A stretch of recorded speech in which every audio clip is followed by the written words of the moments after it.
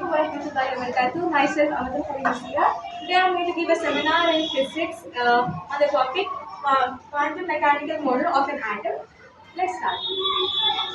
How much of you are aware of what is of atom? What is atom? Like you all are aware of atom? How much of you are aware of? Please raise your hands. Okay. Now, how much of you are aware of electrons, protons, and neutrons? Those are the parts and things of atom. So even scientists know. Have you ever imagined the automobiles which we use as mobiles, laptops, and during the fireworks in Diwali, we see light getting different colors of light getting emitted. So we feel how exciting we feel, right? So you can imagine how that gets emitted out, like when we use phone, right? When we use mobile phone, during like suddenly if you open and the brightness is high, we feel pain right in our eyes. Like that only, even scientists know about everything of atom. But they a question raised in their mind. If protons, electrons, neutrons exist in atom, what is the speed of them? For example, now take our daily life example that has a person, a man was speeding without any helmet and he was not having license also. A police, the traffic police, he stopped him and now he did a complaint to the head of the police. What do you think? What questions the leader of the police will ask to him? Where is your helmet? Where is your helmet? By what speed were you traveling? What were the directions you were traveling? Like right direction, like the directions will be there. We have to follow some rules, right? We have to follow some specific rules, right? If you're traveling, so what was the speed? What was the direction? How much okay, all these questions are in the same way. Scientists got some questions, very curious. If electrons exist, what is the speed of them? What is the energy of them? Nothing but what is the velocity of them? In atom, for example, let's take a diagram of an atom. This is the nucleus, right? If electrons are here, it is here. Now I can say it is here. But scientists didn't knew in which position, in which cell does the electrons exist. So after all these questions, they thought that we will discover. Okay.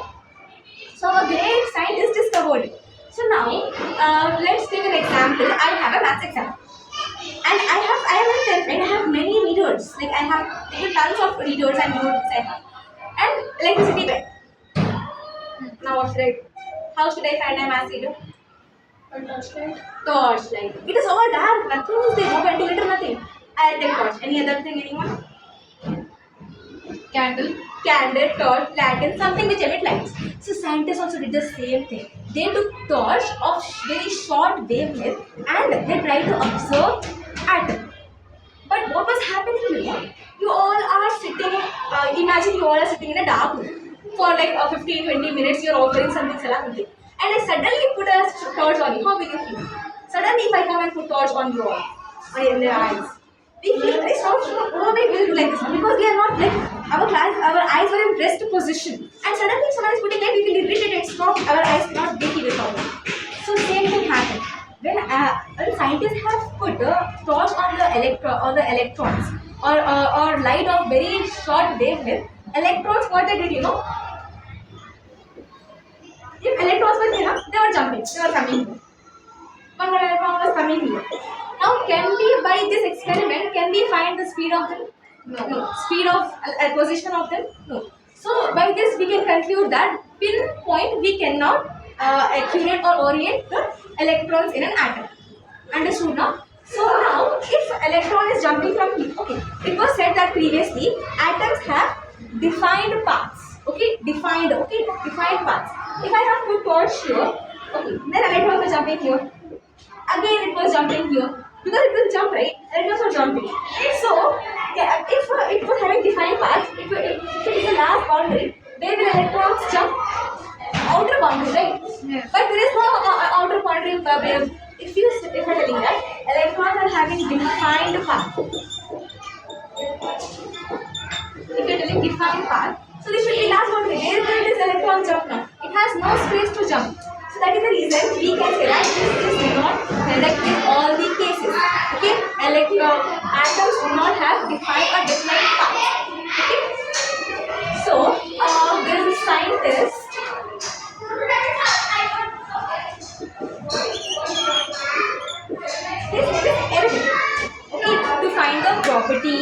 position, and speed or velocity of the electrons, he proposed a model. What he proposed? A model. Who? Erwin Schrödinger, his name is. Erwin proposed a model. Okay, what was the model name? Quantum mechanical model of an atom. Okay, this was the name of the model. By this model, what we can discover? Speed or velocity of an atom, position of an atom, and how it travels in the atom. Okay, in which substance, etc. So quantum numbers. There are quantum numbers are there, and those are n, l, m. These are set of 3 quantum numbers which help us to find. Okay, do you remember your previous classes? Do you remember Bohr Sommerfeld? What he said that if this is an atom, there are elliptical orbitals. Did he say this? Am I correct? Yes. He said where we can find electrons. But in this mechanical model of Erwin, he said that in an atom there is a place where there is a probability or possibility of finding maximum electrons. What it is? Where the probability or possibility of finding more electrons is there, that space around the nucleus is called as orbital. What it is called as? Orbital. What it is called as? Orbital. What it is? Again I will repeat. The probability of finding more electrons, maximum electrons near the nucleus, it is called as orbital. Here Bohr Sommerfeld model does not work. Okay, here this works. What it is? Orbital. So now this Erwin's model helps us to find electrons, their speed, their position, and their character in the atom. So as I said, there are set of 3 numbers and n. Okay. So first let's start with first one. The very first one is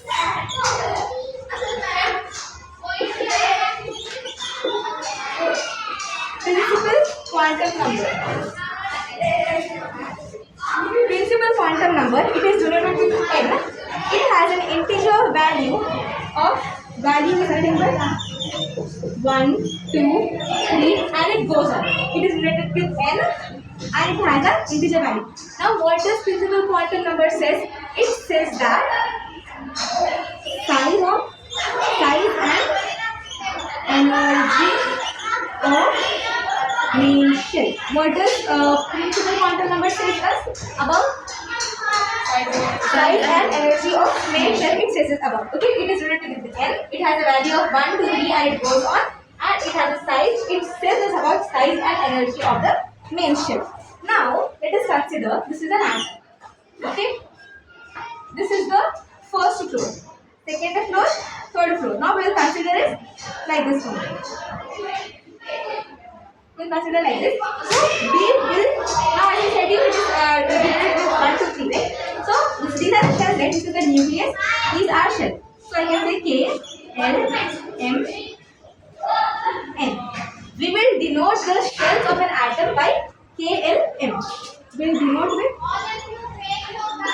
K, L, M, and N, and it goes on. Okay. Now this is the first floor. This is the second floor, this is the third floor, or this is the fourth, or shells. First shell, second shell, third and fourth. We can also write like this: first, second, third, fourth. Okay, now, so this is what principal quantum number. It says us about size and energy of the main shell, and it is denoted by KLMN, capital. Okay, KLMN, but or 1, 2, 3, 4. It goes on. Okay, as the shells increases, the size of what increases? Atom. Exactly. As the shell increases, size of atoms also increases. The next one we are going to discuss about is exponential quantum number, or it is also called as the angular momentum quantum number. It is also called as exponential quantum number. You can refer any if you would like. Okay. Now it says about size also, energy also. What is left? Shape. Yes. So this quantum number says us about the shape of the substance, not the nature, but it says us about shape of subshell. It is denoted with what? Okay, L is finished. What is left? L is there. Now we'll go on L. It has a value of, there is a formula also, or else you can even use this, 0 to n minus 1. Now let's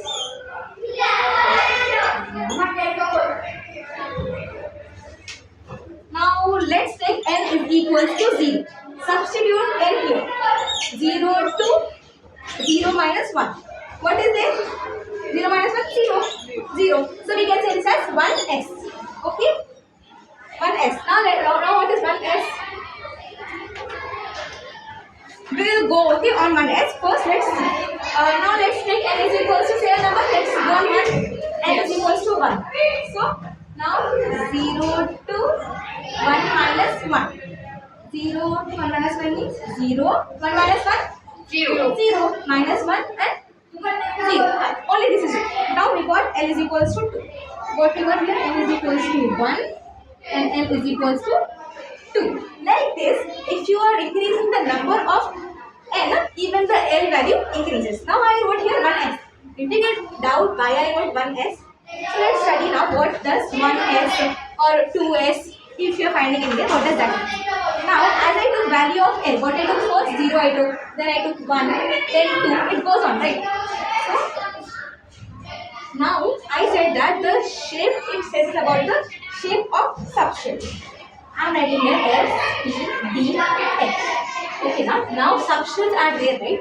There are 4 shapes by which we will denote subshells. There is the shape of the subshell. For S, there is the shape of spherical. Spherical spelling you say? Spherical. S, you can remember like this. Okay, spherical. Alright. Very first subshell S is denoted with spherical. What is the shape of spherical? Spherical, like this we can draw. Next is P. P is denoted, it is drawn by double dumbbell. Only dumbbell, not double dumbbell. Dumbbell. P finished. Now D. Double dumbbell. Finished. Now F. F is not having any shape because it is very complex. There are few complex things where there will be few complex things we cannot say. Few complex activities we cannot do. That is only where it is complex and we are not having any shape yet for F. Okay now I will show you the shapes also. This is for spherical, this is for dumbbell, this is for double dumbbell, and spherical I said it, there is no shape. Now we will go on the third one. What is the third one? N is finished. N is finished. N is finished or M is there. There is the third thing is magnetic quantum number. Okay, it is related with M, L. So now you can also use formula such as this one, 2L plus 1. You can remember this, or minus L, 2 or L or. Okay, now it says about the size and energy of nature. It says about the shape of the substance. What does it says? Just now we have studied spherical, dumbbell, double dumbbell, complex, 1s, 2s, this is studied, right? Orientation we study. What do we study? Orientation. Now what do we mean by orientation? Orientation is nothing but it is location. We are locating these in an atom. Okay, so now let us see how we are going to orient. Okay, very first thing is spherical. How you have to take 3 axes. What axis you have to take? X axis. In maths we have X axis and Y axis, right? Don't you? Yes. You have, right? So here there are 3. X, Y and Z.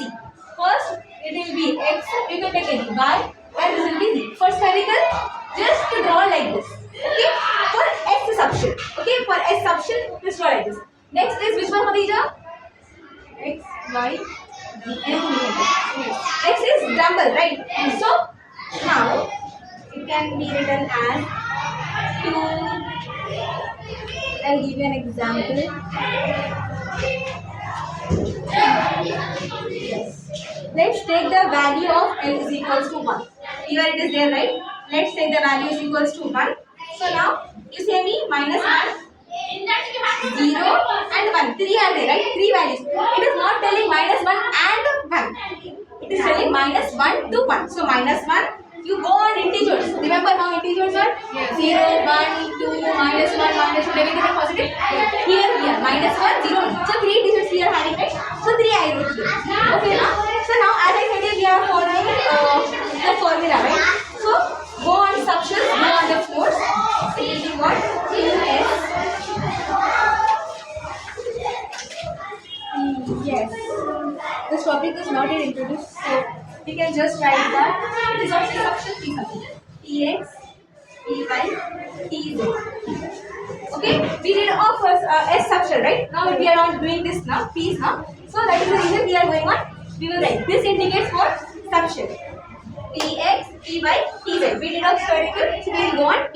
What is it? Px. Which is x-axis? This is x-axis. So like this you have to draw. We will draw another one. This is what?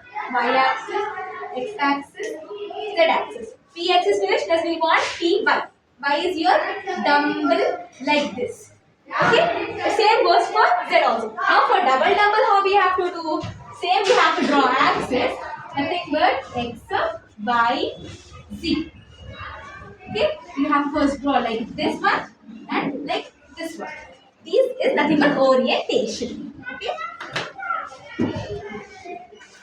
I'll give you an homework. There is also one more.